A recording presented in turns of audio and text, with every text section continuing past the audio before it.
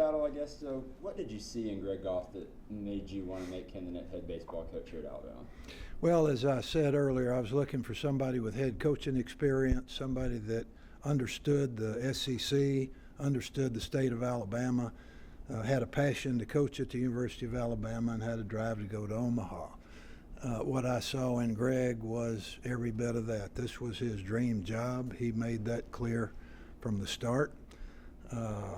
He has done well everywhere he's gone. When I interviewed him, he knew our team backwards and forwards. He knew our recruits. He said, there's an Auburn guy talking to one of our 17 and 18 recruits, and we got to get out there with them. I was impressed with that.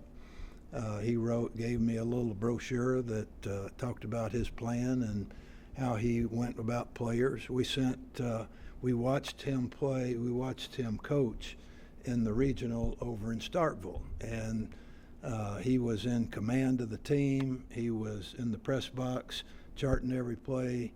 When our team was out in the field, when we were at bat, he was the third base coach managing the game. He runs the program. He's a relentless recruiter. He's a great developer of talent, and that's what I thought we needed at Alabama. I don't know that he's put players in the pros. We've put a lot of players in the pros. What I think we need is to develop players, get them to stay, get them to turn down money sometimes to stay for the fun of competing in championships. So we'll see where that goes. But I was impressed that he was the best candidate to do those things that we wanted. That's a pretty thorough list of things. You did plenty of background on him. Why did you go to such great lengths on maybe not just him, but all the candidates for this job? Well, our staff goes to great length to keep lists of candidates for every coaching job, because you never know when somebody might hire one. You never know when somebody you might have to replace one. And so our staff really does a good job of doing that. We had a good list. I'm old and I've got a lot of friends, and our staff has a lot of friends in Major League Baseball and other places. We had a plethora of candidates, and I can assure you, as an athletic director, you get a lot of advice when it comes to hiring coaching. So we did get a lot of names, and we vetted all of those names. We spent a lot of time, thanks to Google and YouTube, you can really interview a lot of people in a short period of time. So we vetted many candidates.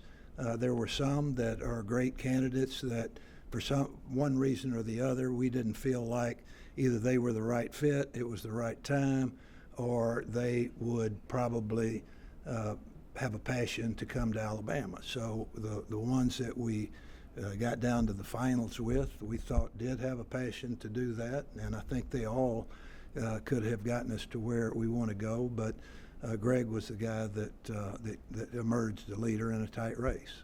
What do you feel like it says about him to want to come here and compete against the LSUs, the Floridas, Mississippi State, the best of the best? Well, where he started, he's gone up every time he has left, and every time he's gone up, they said, don't take that job. It's a tough job. You can't win, and he's won at every place. So we want a competitor. We need a competitor. We need a relentless recruiter, but we need a relentless developer of talent. And I believe that he can do both. I believe he's shown by past performance at the levels that he's been that he can do both. And that's what I think it will take to get us back where we'd like to be with Alabama baseball. But this is the toughest league in the country, regardless of how many teams went to Omaha.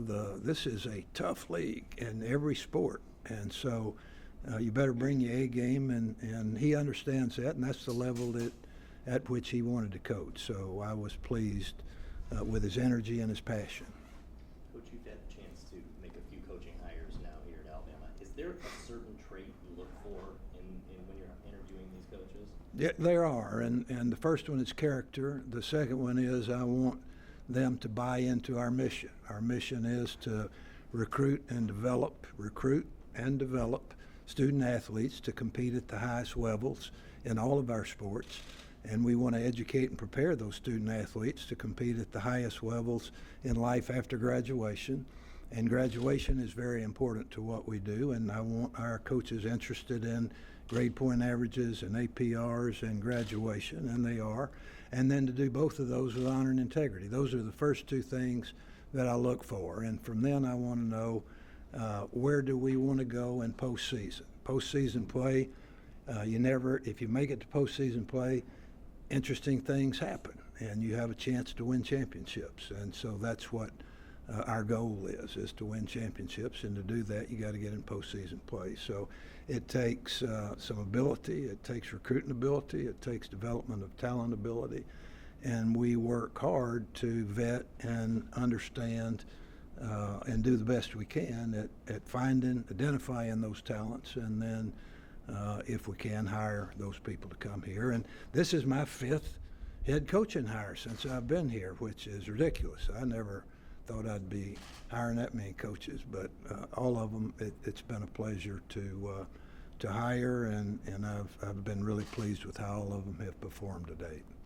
Obviously, a lot of money went into the stadium last year. Did that make this coaching hire particularly important? No.